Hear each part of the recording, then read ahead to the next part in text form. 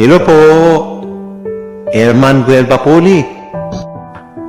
Alam marahil ng maraming kabataan ngayon ang tinatawag na FOMO o Fear of Missing Out. At ang iba, maaaring hindi nila alam ang terminong ito. Pero, ito ay malakas na nakaka-impluwensya sa kanilang araw-araw na pamumuhay.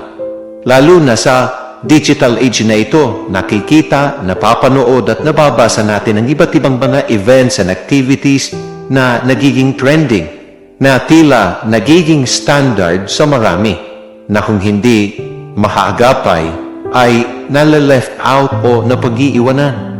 Nape-pressure ang ibang tao na hindi maging in o hindi makasabay sa uso, kaya natutuksong gumawa ng masama.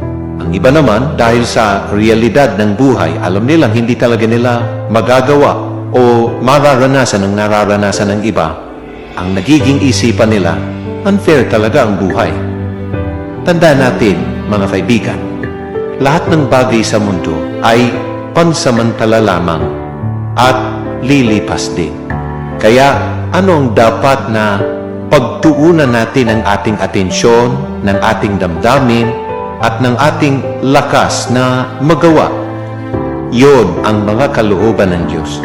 Katulad ng mababasa natin sa 1 John 2:17. The world and its desires pass away, but whoever does the will of God lives forever. Always be careful. God bless.